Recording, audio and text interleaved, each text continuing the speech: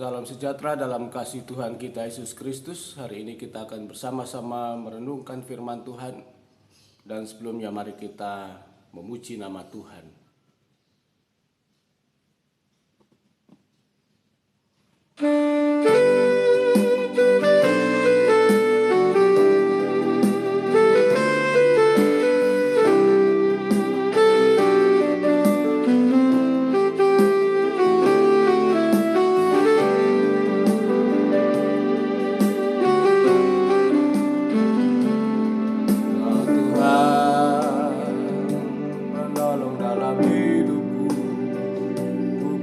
Percaya hanya kepadamu,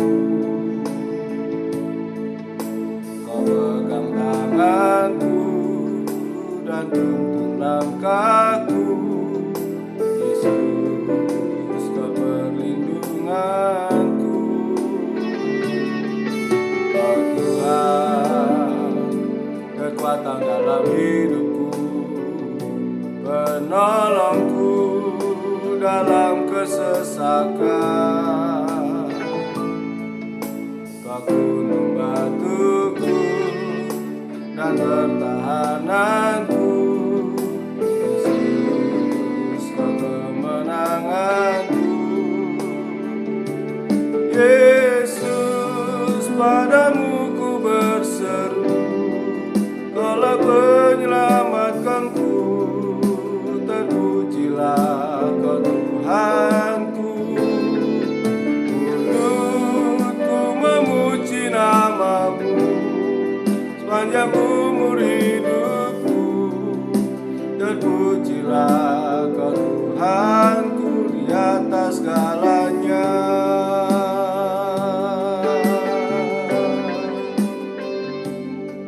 Kau Tuhan, kekuatan dalam hidupku, penolongku dalam kesesakan.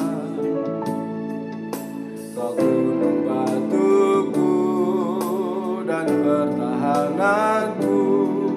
Yesus, Kau kemenanganku.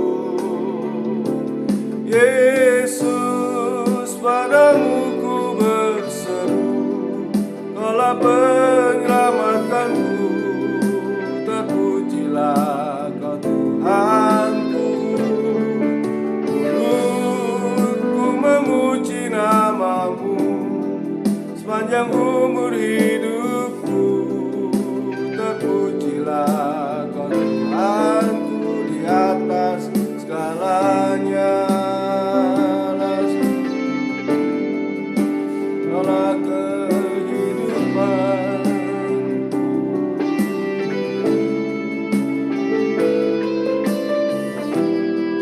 Kaulah pertahananku. Ku percaya padamu.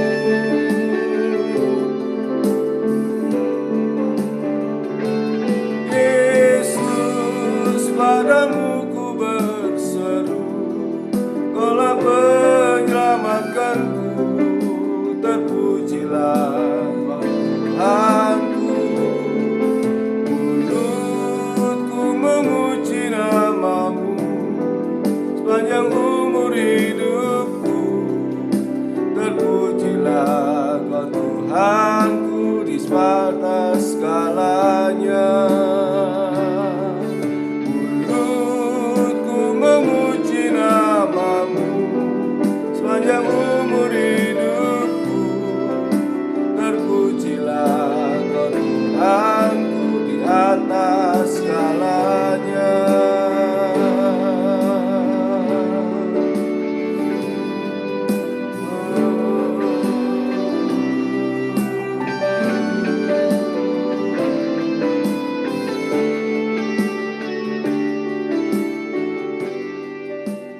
Terima kasih Bapa di surga, kami mengucap syukur kepadamu Tuhan. Kaulah perlindunganku, Kaulah tempat pertolonganku. Dalam sepanjang hidup kami Tuhan, kami boleh bersyukur sampai hari ini. Engkau terus membimbing kami, memimpin hidup ini Tuhan. Menyertai hidup ini supaya hidup ini makin berkenan kepada Bapa di surga. Terima kasih buat hari yang indah yang Tuhan berikan atas kami semuanya. Kami hendak merenungkan firman-Mu, urapi setiap kami dengan urapan Roh yang kudus. Dalam nama Tuhan Yesus Kristus, kami telah bersyukur dan berdoa. Haleluya. Amin. Bapak Ibu Saudara-saudara sekaliannya, kita akan bersama-sama merenungkan firman Tuhan, di mana kita memasuki masa new normal. Bagaimana kita menghadapi pandemi virus corona ini. Bapak Ibu Saudara-saudara sekaliannya, bahwa virus corona ini akan dan masih terus terjadi sampai nanti ditemukan vaksin untuk virus ini, dan mungkin kita masih menunggunya sampai akhir tahun depan bila memungkinkan. Jadi Bapak Ibu Saudara-saudara sekaliannya, kita melihat bahwa dengan adanya new normal ini bukan berarti bahwa virus ini sudah berhenti. Virus ini masih akan terus berlangsung sampai ditemukannya vaksin tadi. Itulah sebabnya bagaimana kita hidup bersikap sebagai orang percaya, orang Kristen hari-hari ini. Yang pertama, bahwa kehidupan kita hari ini memasuki masa-masa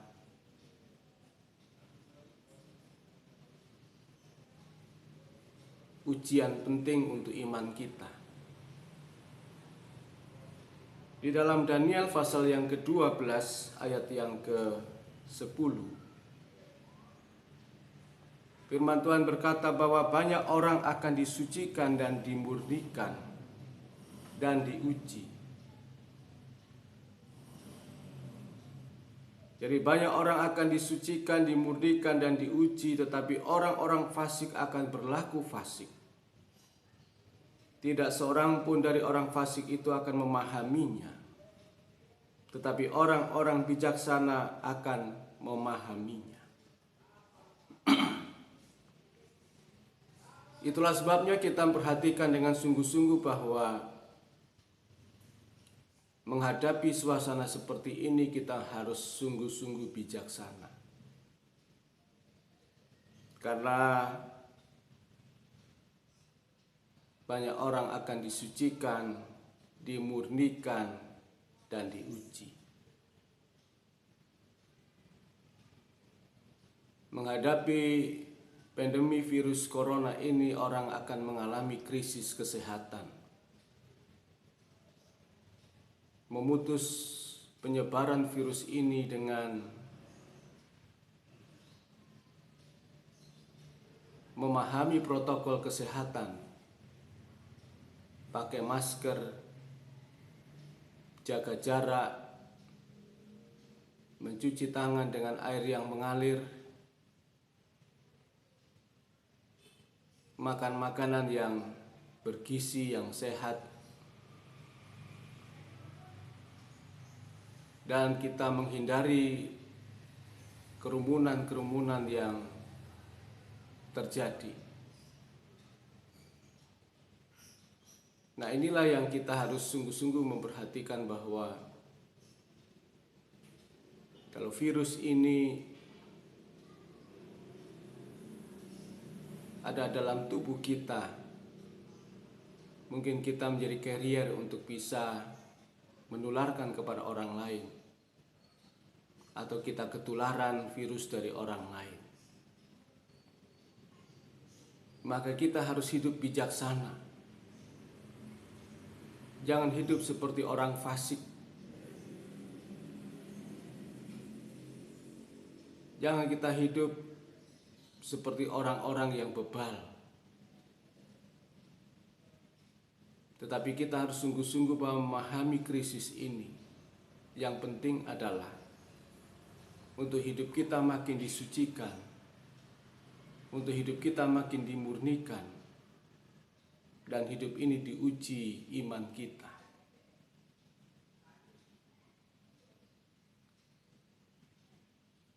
Kita menghadapi ujian yang sama, dan ujian ini seluruh dunia.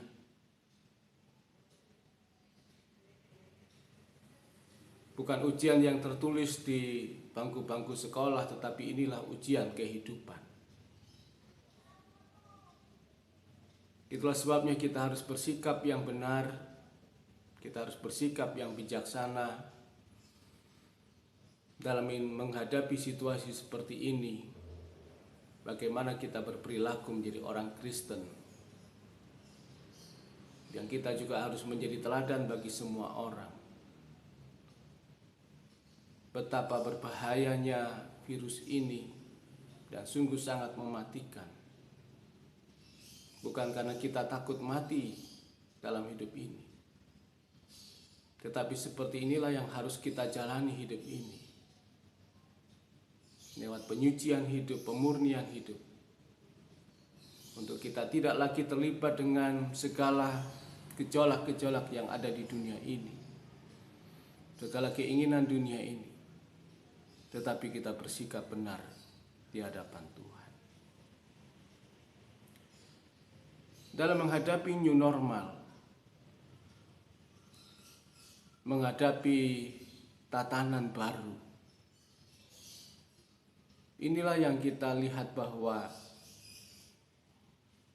yang kedua dari virus pandemi ini, Tuhan itu melegalisir. Tuhan itu setuju dengan keadaan ini.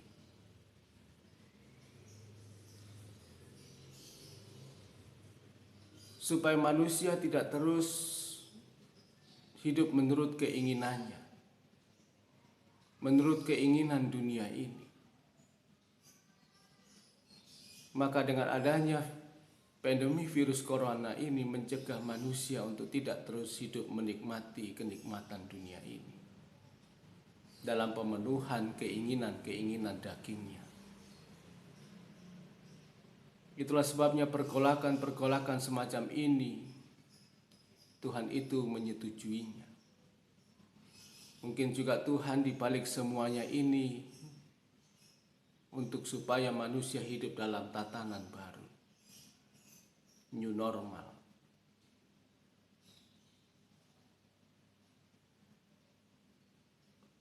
Semua pergolakan-pergolakan yang terjadi adalah dalam kehendak-Nya. Itulah sebabnya maka di dalam Wahyu pasal yang ke-6,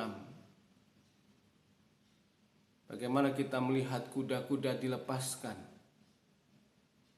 Dan melepaskan kuda-kuda ini bukan akan terjadi nanti, tetapi sudah terjadi dan sudah berulang-ulang terjadi. Dan kalau kita melihat sejarah pandemi, penyakit atau virus dan sebagainya, itu terjadi setiap 1 abad, setiap 100 tahun sekali. 100 tahun yang lalu, 200 tahun yang lalu, 300 tahun yang lalu, itu terjadi pandemi. Dan setiap kali pandemi atau terjadinya krisis kesehatan ini yang mengancam kesehatan manusia, manusia sadar akan nyawanya, manusia sadar akan kehidupannya, sehingga dibuat sebuah keadaan di mana dunia ini diperbaharui, direstart ulang, supaya manusia sadar, supaya manusia mengerti bahwa hidup ini rentan dengan segala sakit penyakit yang ada di dunia ini. Supaya manusia memahami betapa pentingnya hidup ini untuk kita pergunakan sebagai tujuan Tuhan yang utama adalah mengusahakan kepada Adam dan Hawa, mengusahakan tanah, mengusahakan bumi ini, supaya manusia bertanggung jawab atas apa yang dilakukannya. Itulah sebabnya maka yang ketiga, Tuhan membuat sebuah tatanan baru agar manusia memiliki konsep berpikir baru, kehidupan baru. Dan inilah yang hari-hari ini kita hadapi, hari-hari ini kita alami.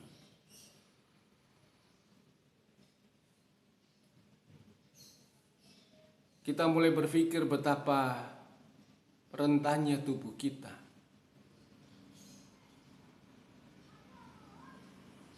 Kita seolah-olah di waktu-waktu yang lalu kita tidak peduli dengan kesehatan kita, kita menikmati apa saja menurut keinginan daging kita.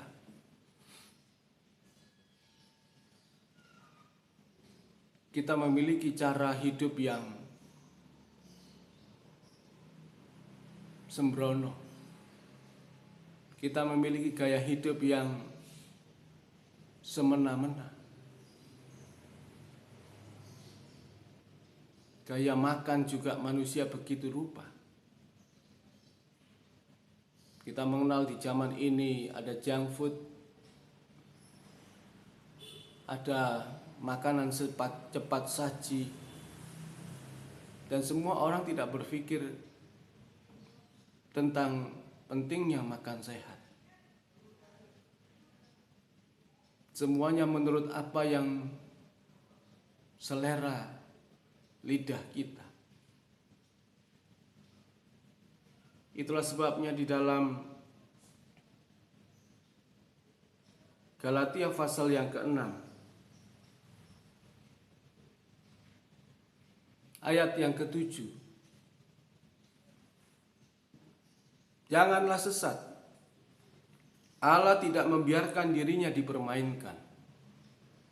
Karena apa yang ditabur orang itu juga akan dituainya. Sebab barang siapa menabur dalam dagingnya, ia akan menuai kebinasaan dari dagingnya. Tetapi barang siapa menabur dalam roh, ia akan menuai hidup yang kekal dari roh itu.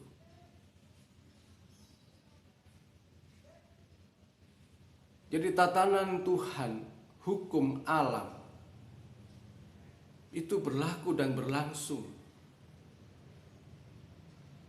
Dan pada bagian yang keempat ini kita memperhatikan apa yang ditabur orang itu yang akan dituainya. Dan apa yang telah kita lakukan di waktu-waktu yang lalu, kita merasa kita tidak mengalami krisis kesehatan. Kita merasa hari ini sehat-sehat saja, kita nikmati saja menurut selera kita. Mulai sejak dari kecil, anak-anak sudah makan menurut seleranya. Tidak lagi memikirkan bagaimana makan yang sehat, makan makanan yang berkenan. Tetapi manusia menggunakan semua kekuatannya, keinginannya untuk pemenuhan hanya untuk selera dagingnya, selera lidahnya.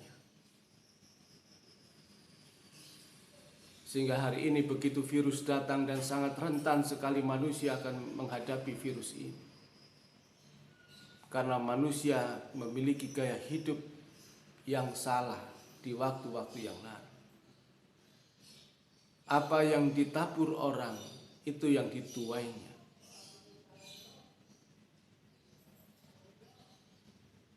Kita mengerti bahwa di dunia ini begitu banyak virus, begitu banyak bakteri, dan banyak sekali di dunia ini. Tetapi Tuhan sudah memberikan pertahanan dalam tubuh kita lewat apa yang kita makan. Tetapi karena gaya hidup kita dalam soal makan ini mengubah cara hidup kita hanya menurut selera yang kita makan, menurut lidah kita, menurut keinginan kita. Akhirnya hari ini kita melihat bagaimana kita rentan akan virus ini. Itulah sebabnya ayat mengatakan, Barang siapa menabur dalam dagingnya, dia akan menuai kebinasaan dari dagingnya. Tetapi barang siapa menabur dalam roh, ia akan menuai hidup yang kekal dari roh itu. Itulah sebabnya mari kita sungguh-sungguh hari-hari ini kita rubah cara hidup kita, pola hidup kita. Dalam tatanan dunia baru, new normal hari ini, kita harus sungguh-sungguh menjadi kehidupan Kristen yang bertanggung jawab.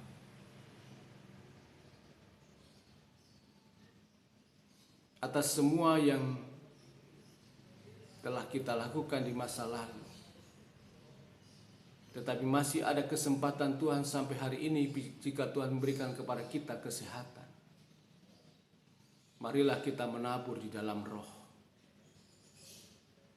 supaya kita menuai kehidupan kekal dari roh itu.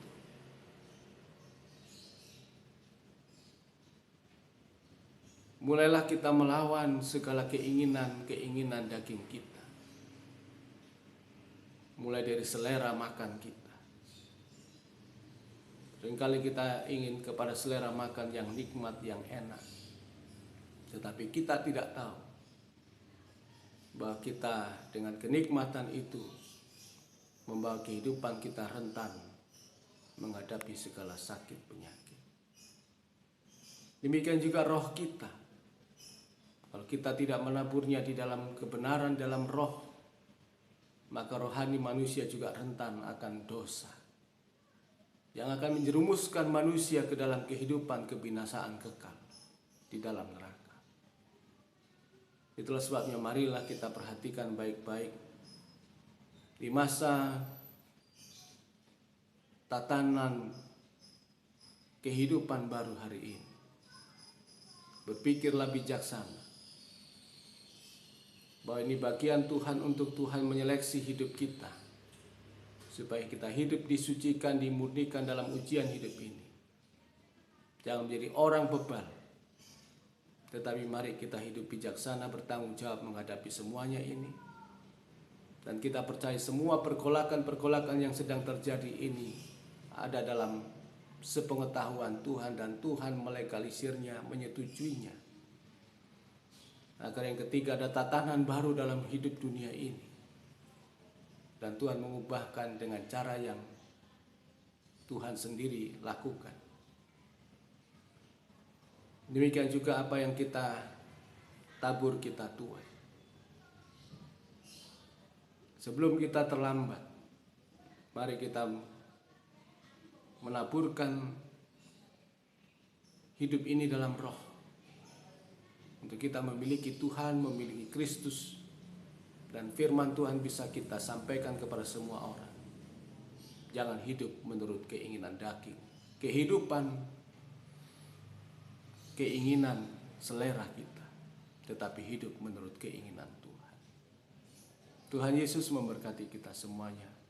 Kita berdoa. Terima kasih Bapa di surga, kami bersyukur kepadamu Tuhan, menghadapi tatanan baru, new normal. Semuanya ada karena rancangan Tuhan, bahwa semua ini terjadi dalam tatanan dan sepengetahuan Tuhan, supaya kehidupan kami mulai masuk kepada kehidupan baru. Untuk kami boleh mengakhiri segala keinginan daging kami, mengakhiri segala keinginan duniawi kami, mengakhiri segala selera-selera daging, selera kehidupan ini yang tidak berkenan kepadamu Tuhan. Kami mulai mengawali hidup kami bagaimana hidup berkenan di hadapanmu Tuhan. Hidup bijaksana. Dan kami percaya bahwa semua yang terjadi di dalam sepengetahuan Tuhan. Dan Tuhan tahu bahwa ada perubahan hidup yang harus kami alami. Dan bukan hidup dalam daging, tetapi hidup di dalam roh-Mu yang kudus. Terima kasih Bapa, terima kasih. Kami bersyukur kepadamu buat hari ini, menyerahkan seluruh hidup ini ke dalam tangan. Dalam nama Tuhan Yesus Kristus kami bersyukur dan berdoa. Amin. Tuhan Yesus memberkati kita semuanya.